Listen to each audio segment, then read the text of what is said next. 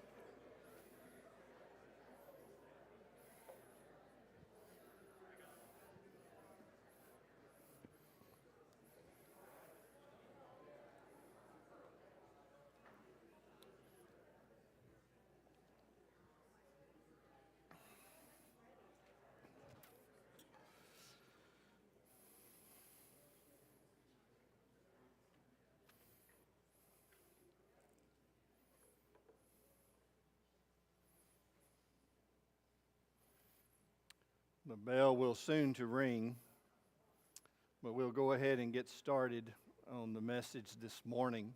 During our summer series, we're dealing with, as you can see on the screen, a very difficult, delicate subject.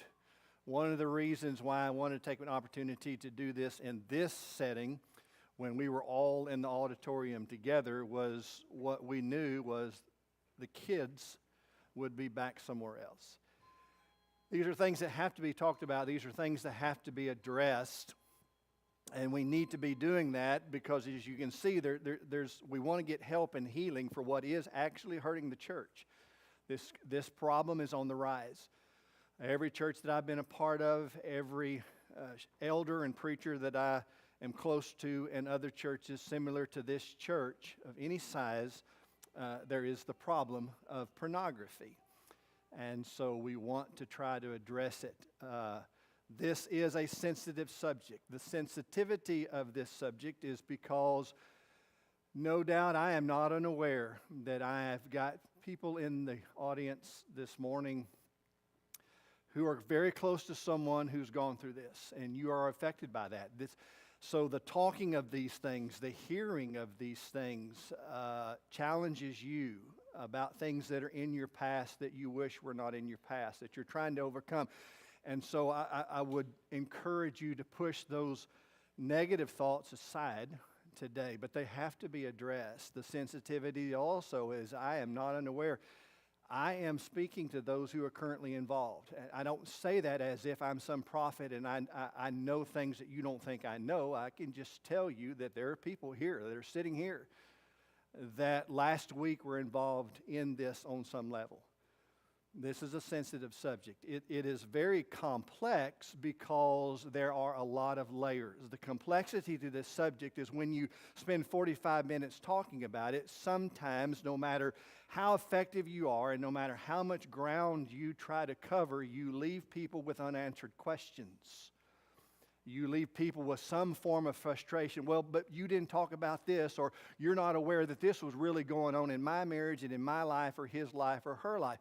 And I just can't cover everything for two reasons, the lack of time. And another reason is some of these things are just above my pay grade. And I'm being honest with y'all. You wouldn't want me to make things up and try to deal with things that I'm not qualified to deal with. So the complexity of this, there are layers to this subject. The problem with pornography, just some of the things, it's so easily accessible. It's a click away. It's very affordable. It's free.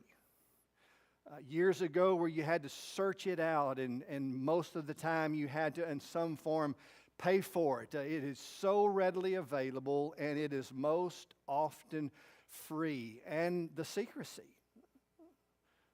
It's anonymous. I mean, you can do it in a very private, secret place, and we deceive ourselves sometimes by saying it can stay secret. I can keep it a secret.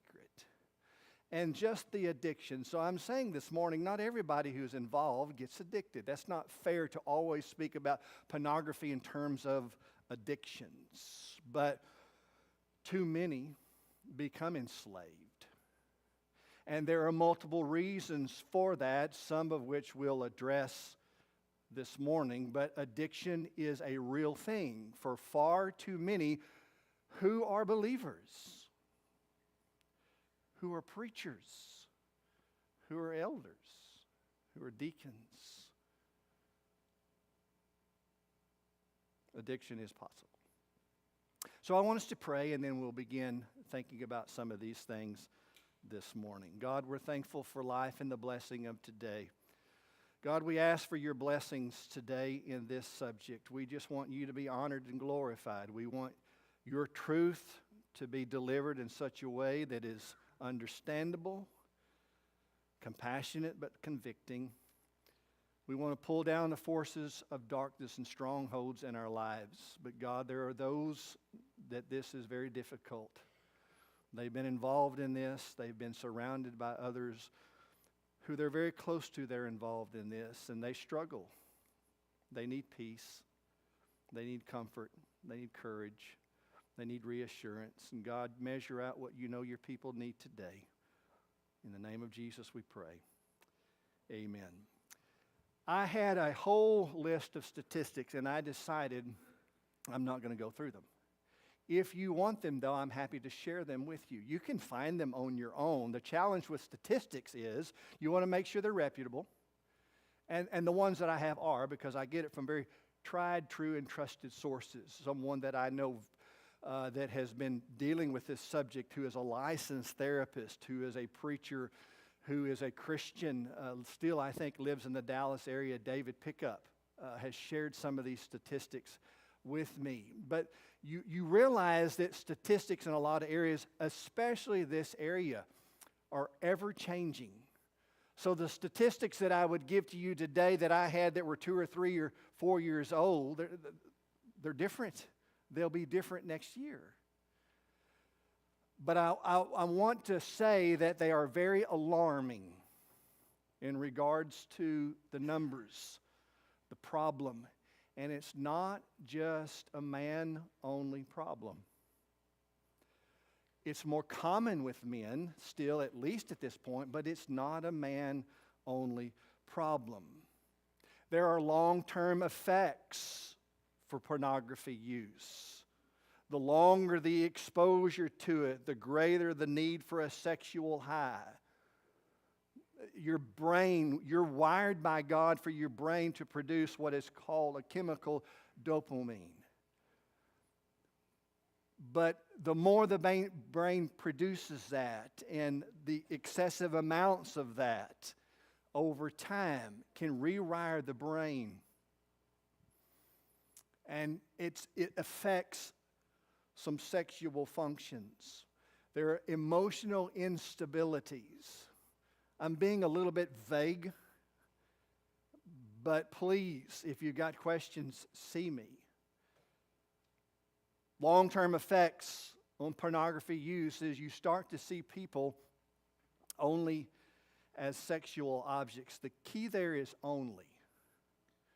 Seeing people only as sex objects. And it's damaging to relationships and how you see people. You see, the pornography world, as we know, is fantasy. It's fake.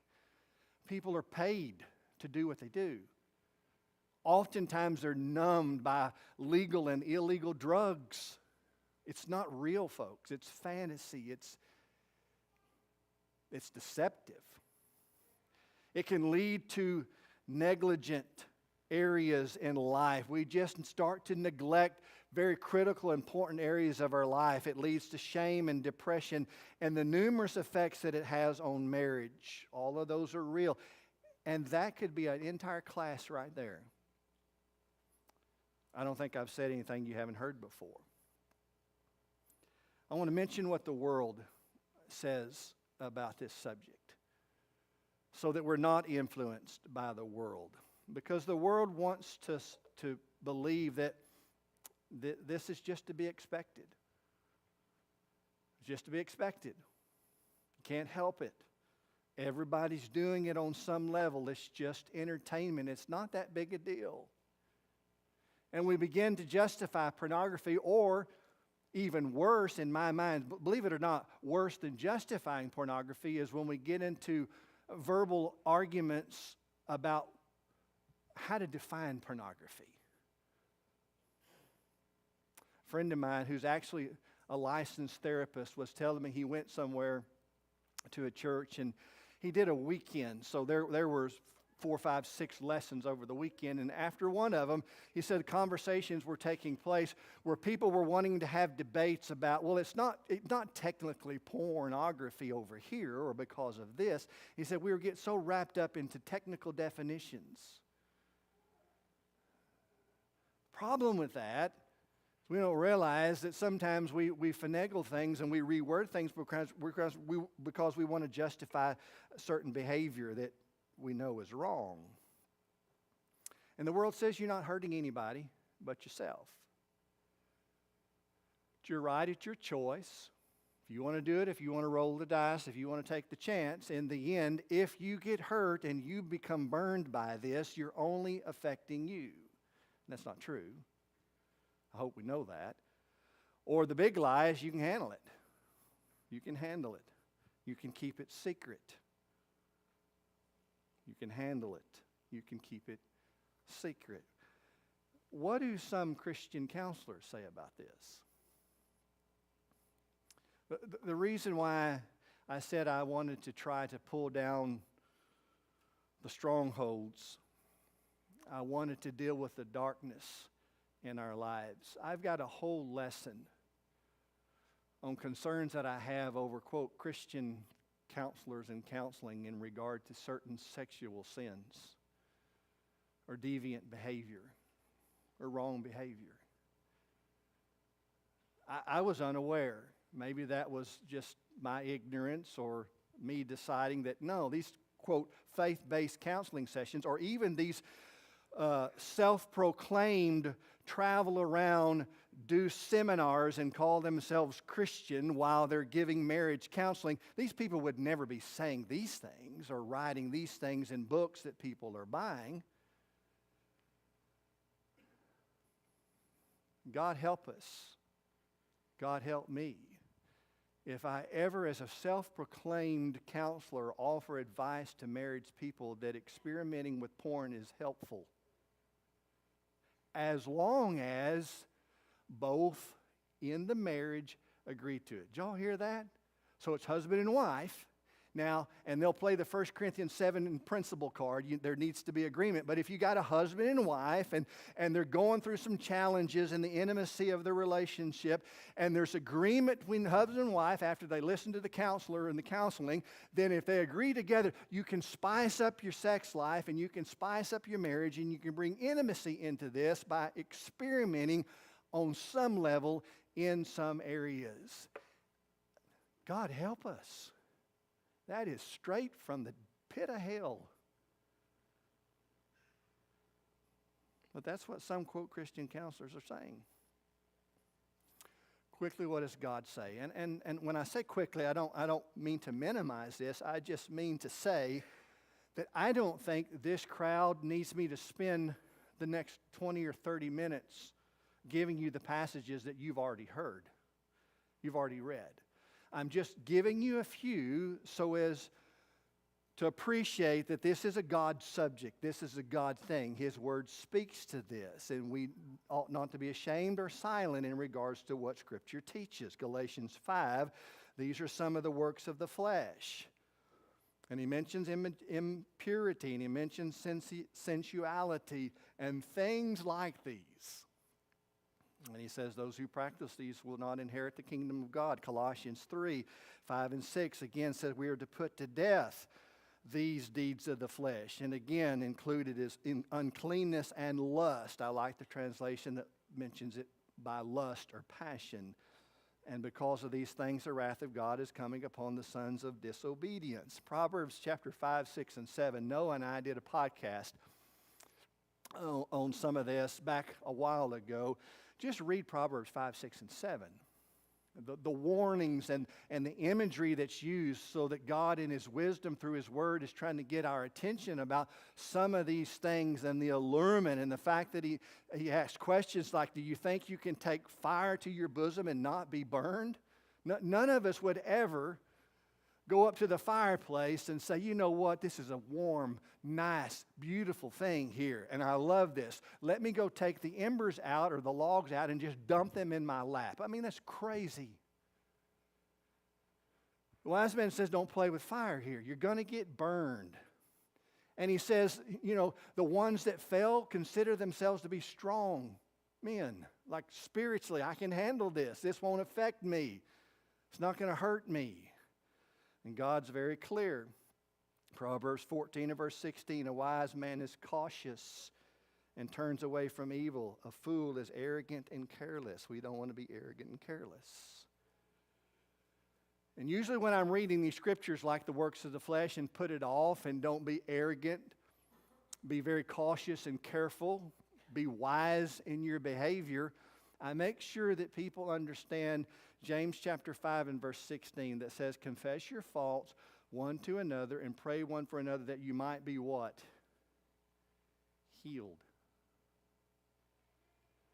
There is no healing apart from true confession. And there is no help divorced from God. True help. We're praying to God in faith. We're praying to God from a pure heart that says, I'm convicted by this and God, it's wrong. And I'm tired of running from it. I'm tired of trying to hide it. And I'm tired of trying to be dishonest with it.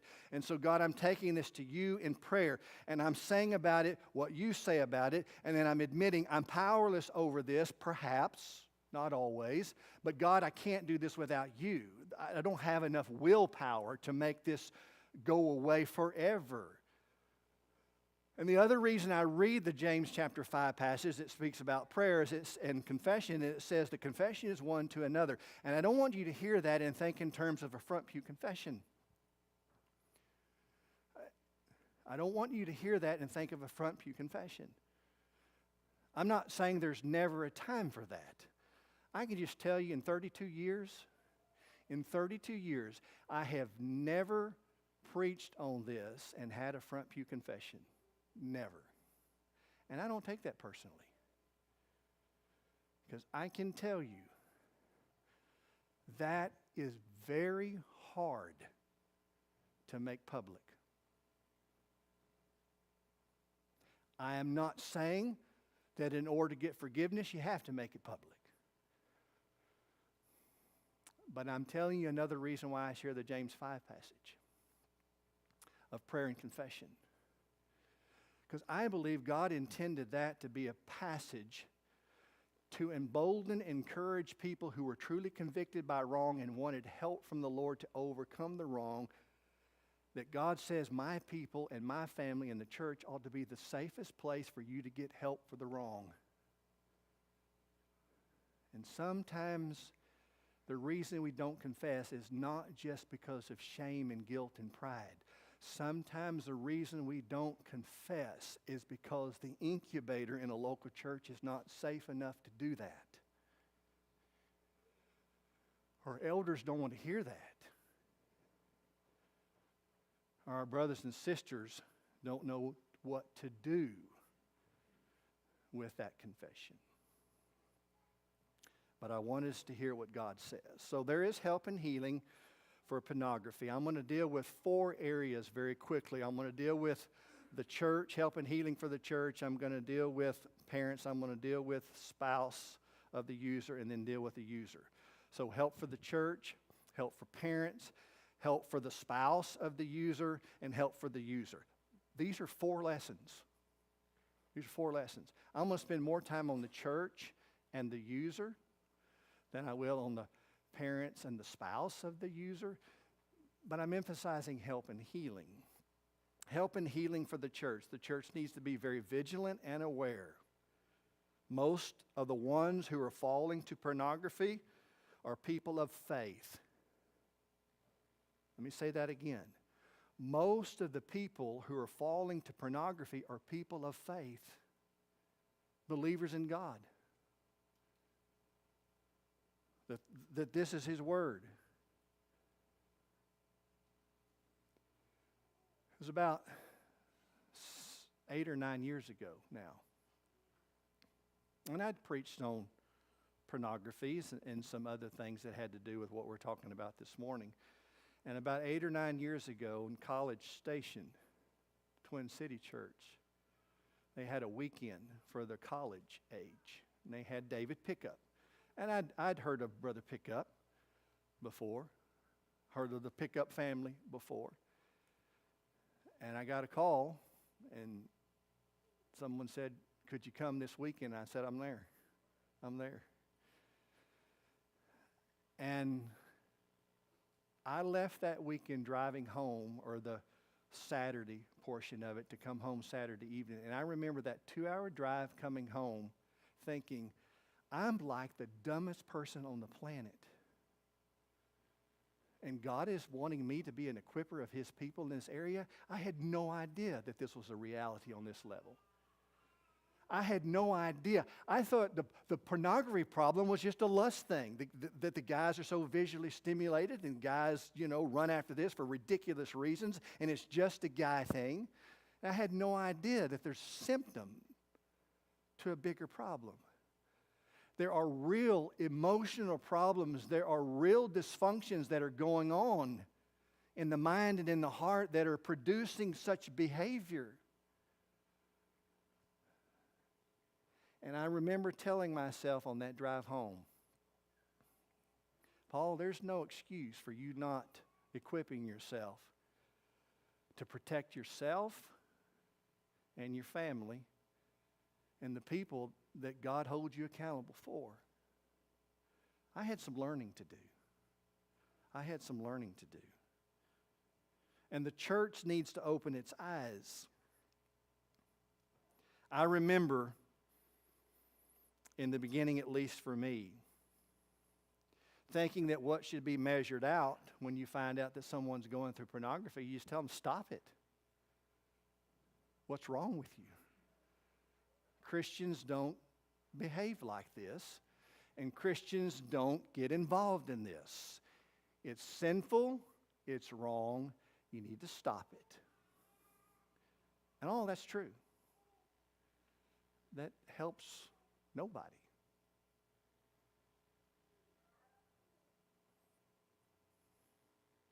And then sometimes, maybe without realizing it, we heap extreme judgment and condemnation on people, shame-based treatments, or disgusting looks.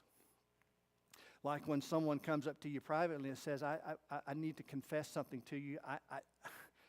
I need to share this with you. And they get quiet for about 30 seconds, and their voice starts to shake. And they say, I think I have a pornography problem. And the first thing that they see is a look on your face of disgust. What am I supposed to do with this now?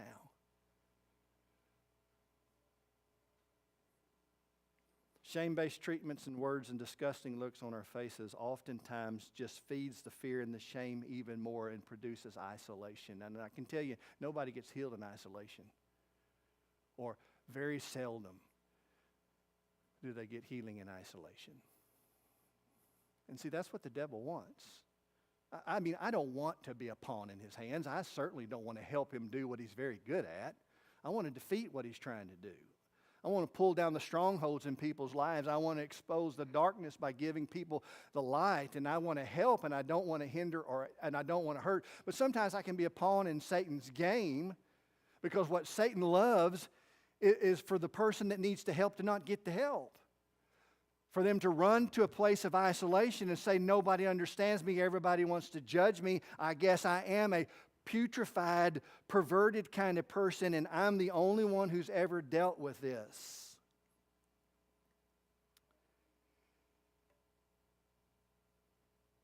Because all Satan really cares about is that the subject gets talked about And people get reminded that it's sinful and it's wrong, but yet people don't know what to do about it. There's not a place that they can trust. There's not people that they can trust where they feel safe enough to ask for help and admit there's a problem. We need to be using compassion. When the person comes to us, say things like, "I'm glad you told me. I feel comfortable with the fact that you are willing to confess it to me. I'll do everything I can to help you." And maybe that's also when you listen to them for a while, and that's the first thing that's needed. Listen, listen, listen, listen, listen. Hear what they're really saying. And you may discover after 5 or 10 minutes, this is above my pay grade. But I will stand with you and walk through the fire with you. I can't be the counselor because there's some areas here in your life and in your past that are above my pay grade, but I know who to take you to, or I can find out someone that I can take you to, and we'll go together. So I may not be able to help by counsel and words, but I can help by my presence. Hey, we've got a shepherd in this church. We've got someone here that's qualified, or I know someone professionally that I trust. And if you can't afford it, I'll make sure that the money's not an issue. We'll go together. I'll send you. I'll help hold you accountable. But it's all about getting the help, because the relationship is of first importance. The repair will come later. The relationship is of first importance. The repair will come later. They have to trust you. They have to believe that you can help, that you care. Now remember, I have already said that for the person to get the healing that they need and the help that they need, absolutely and every time, we need to make sure we or someone else is saying what God says and confronting the darkness with the light. But it's hard to rescue the fallen and say the hard things and the necessary things if I don't have a relationship with them.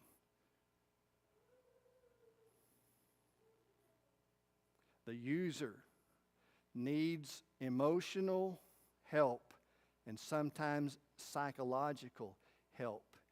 And we're just not all equipped to be therapists. Folks, this is not an AI moment. This is not a let's Google it together.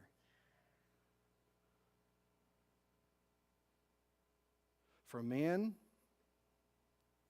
the issue many times with pornography is not about sex. And this was where I was ignorant. It's usually not about sex. You're thinking, you got to be kidding me. David Pickup, and I can give you lessons that he's preached. There's places online you can go listen to it. College Station, Twin City, I think they still have them online. There's some other churches that have them. I would recommend you listen. David Pickup knows what he's talking about. But when he first started sharing this with me, and I was writing as fast as I could write, he said, "Paul, many times pornography's use is not about sex for men, and it's more common with men still than with women. For men, usually it has something to do with their identity. Looking at the pornography makes them feel more like a man. It makes them feel more powerful." And then he said, "Paul, but beware. Whatever this person is saying to you that sounds so positive, like, I feel more like a man when I'm watching it, when I'm involved in this, I feel more powerful." He said, "Paul, really the opposite is true. Deep down inside, the man who continually seeks the pornography is saying to you he doesn't feel masculine enough. He feels inferior. He feels powerless." Pornography's use is not just about sex. You see how it gets above your pay grade pretty fast? You see why the Band-Aid approach really ultimately is not helping anybody? Listen to them talk. Listen to certain words. Listen to certain phrases that identify what the real problem is. And oftentimes the person who's in this over their head, involved in this on this level, doesn't realize what the root problem is. For women, it's different. With women, most, it makes them feel loved and accepted and connected and safe. Loved, accepted, connected, safe. What do we say about the men? Same thing is true about the ladies. The opposite is what's really true. They feel abused and neglected and lonely. Be aware of the deeper issues that are going on. You think, well, wait a minute. I mean, how does somebody go and get involved in this world that's so fake, that's so perverted, seeking release in areas where they've got real legitimate needs? That's how the deception works. That's how the darkness works. I mentioned a little bit about the chemicals that are released into the brain, and where your brain gets rewired on some level. And that's what makes the person who starts with the self-loathing. I mean, they went and sought it out, or it sought them out, at least in the beginning. And this was a new thing. And they remembered where they were involved in this briefly in a secret place, how it made them feel. How the brain was now releasing chemicals that were telling you, you remember this, you remember how you felt during this, you remember how you liked this.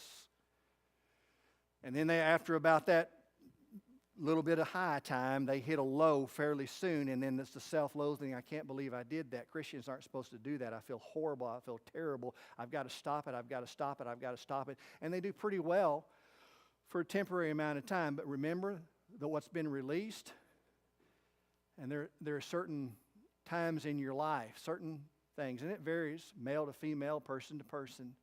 Stress is a big one. Boredom, being tired. And your brain starts saying, hey, you're stressed out, you're bored, you're going through a tough time. Remember how you felt when and because of? And then the brain's released, and you go back. And when more dopamine is being released in your brain, you see you need more of this. You need more of this, and this is not enough. And then when it started out, remember the justification of what's technically considered porn, and we argue over soft porn and hardcore porn. That's crazy.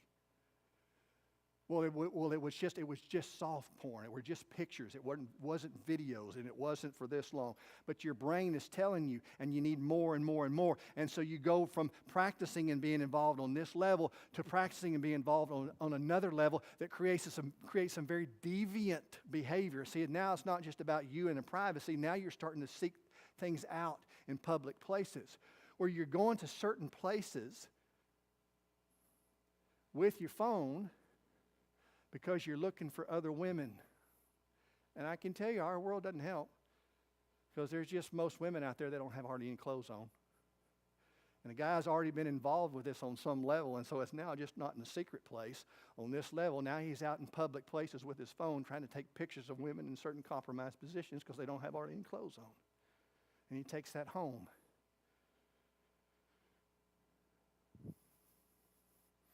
And then we start doing things as believers when we're around our church family. Be aware of deeper issues, but heal the wound. Heal the wound. The symptoms, the temptation of temptations, they go away, and they're greatly reduced over time if we heal the wound. If we deal with really the root problem or problems. Parents, talk to it about your kids. Talk about it to your kids. Now, when I say the it, I'm not necessarily all that I've shared with you for the last 30 minutes Talk to your 6-year-old and your 8-year-old sons and daughters. That I am not necessarily saying that.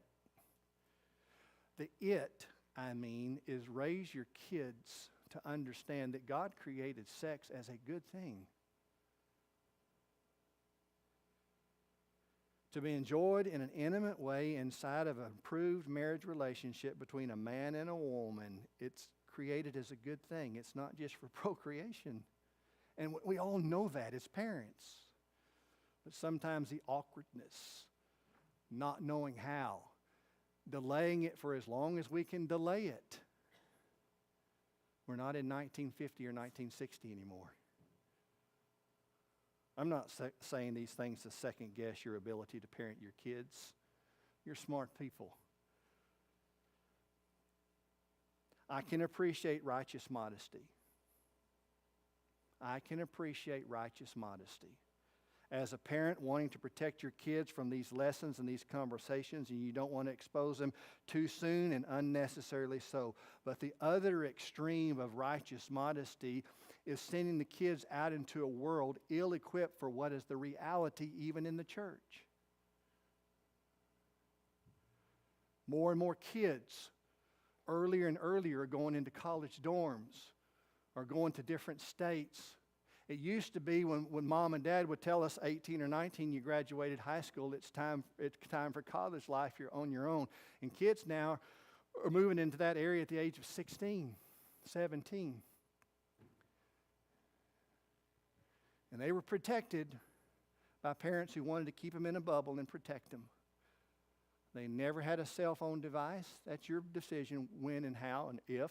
That's not my point. But there was never a computer back in their bedrooms. Mom and dad were always with them. So they went out into the world at 16 or 17, and they discovered that they now are working at a job with someone that's addicted to porn. They're in a dorm room with someone that's addicted to porn, or even having homosexual or lesbian thoughts. We need to equip our children. Dads talk to boys. Moms talk to girls. If you're a single mom, that's why the Lord gave you the church. And you got boys and you're a single mom, find a deacon, an elder, somebody that's raised boys. He'll help. He knows what you don't know. Doesn't mean you're not a good person. You can't know what you can't know. I can't think like a woman. I can read book after book after book after book that helps me. I can't think like a woman, and you can't think like a man.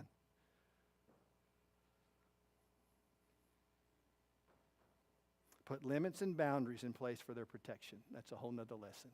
I don't think y'all needed me to tell you that. I'm just reminding you.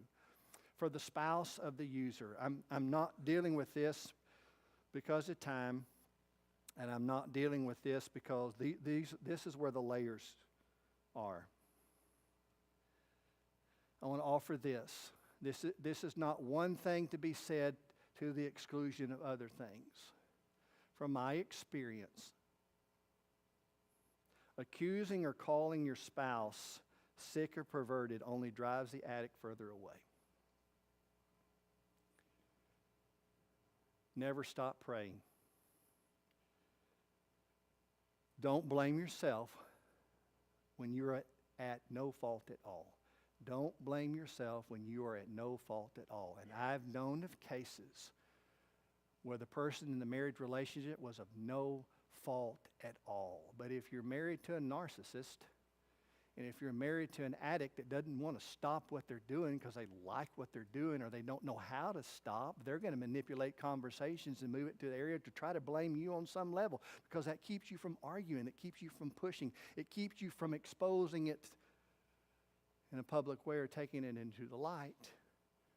We get real good at what we do to stay carnal.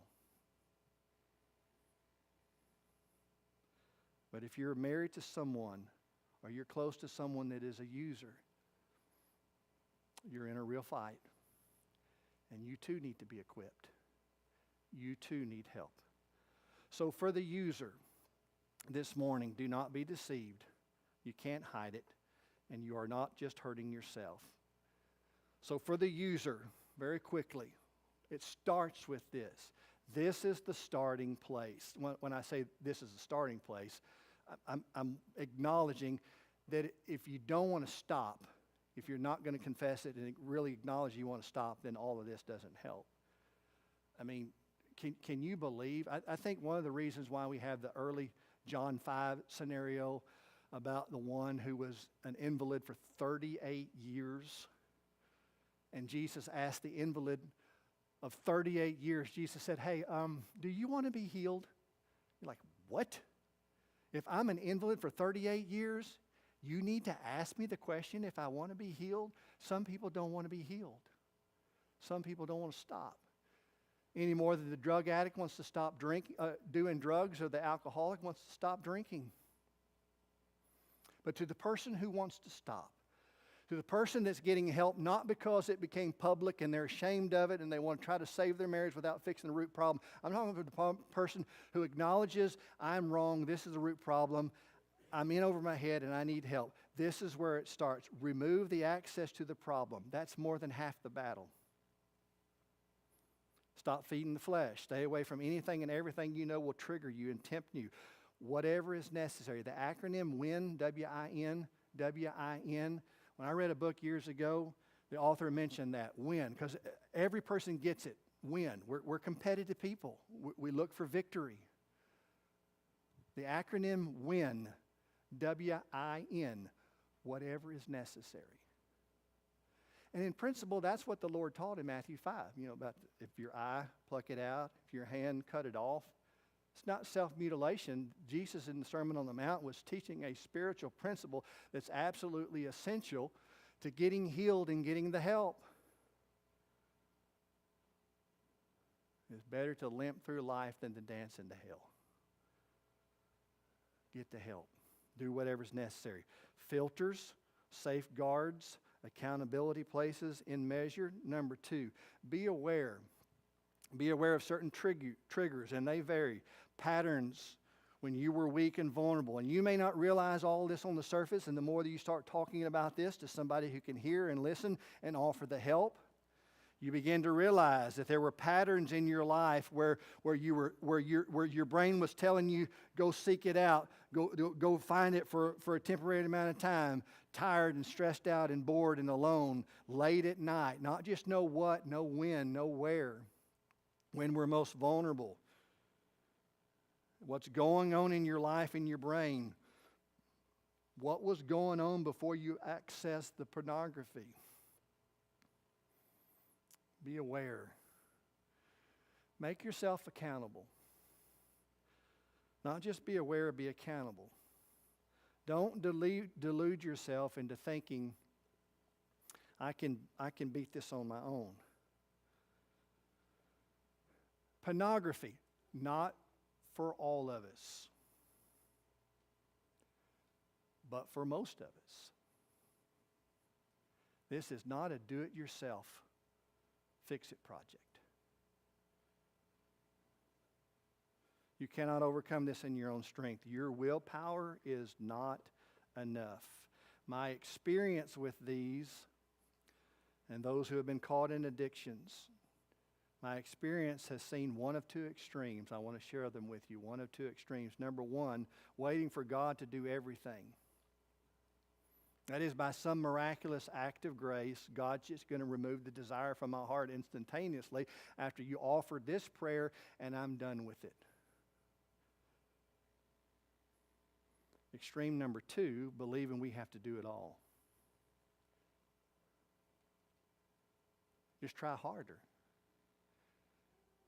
See, if you'll try harder, if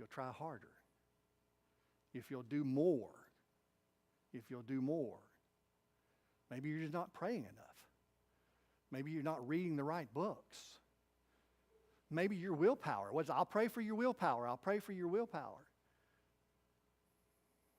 I'm not saying that those things shouldn't be included in our praying. I'm just saying this is a God thing. This is a Holy Spirit thing. Absolutely a Holy Spirit. Get into the Word and see what the revealer of truth has to say in passage and principle. Absolutely.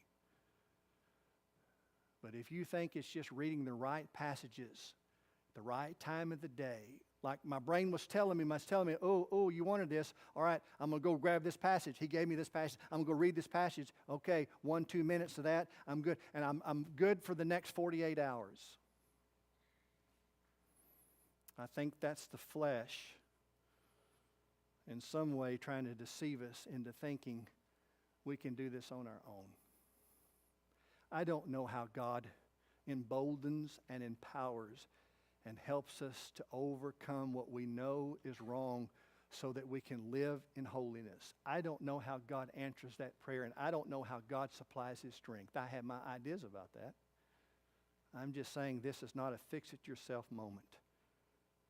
Work with wise people, absolutely. Come up with a reasonable plan through wise counseling, absolutely. Being responsible by knowing yourself and your patterns, being aware when you're most tempted. It provides your brain with a legitimate chemical rush that can help you offset the loss of the legitimate or illegitimate rush your flesh has grown accustomed to from viewing porn. Remember the dopamine? So instead of saying, okay, now here's how I can accomplish it, here's how I can do this. I've told some people over the years, go jog, go for a walk, go lift weights, start sweating, go work in the garage, go cut the grass. I just cut it 3 days ago. Your neighbor may think you're crazy. Your grass is going to look great. Go cut your grass. Call a friend. Go talk with an accountability partner. Be responsible. Be honest. There's the trust. Because if you ask someone, and you do need to, in most cases, ask for an accountability partner, be honest with that person to where you always tell the truth no matter how hard the question. I've had people in my life for different reasons that I said, I need you to help hold me accountable for this over here. And they would call me and ask me the hard question. And sometimes I didn't like the question they asked me because I knew what the right answer was. And when I gave the right answer, oftentimes I knew what I needed to work on. When they ask you, have you stayed clean? Have you stayed away for a week? Have you stayed away for a month? How many days? 216, someone said not long ago. 216. They didn't say 215 or 217. 216. Get help. And then finally, last one, don't give up. Get back up. The bell's going to ring. For though a righteous man falls 7 times, he rises again, but the wicked are brought down by calamity. Don't give up. Get up. Thanks for listening. If we can help, please get some help. Send you a release you now to go get your kiddos. Enjoy the rest of the day. May God bless us.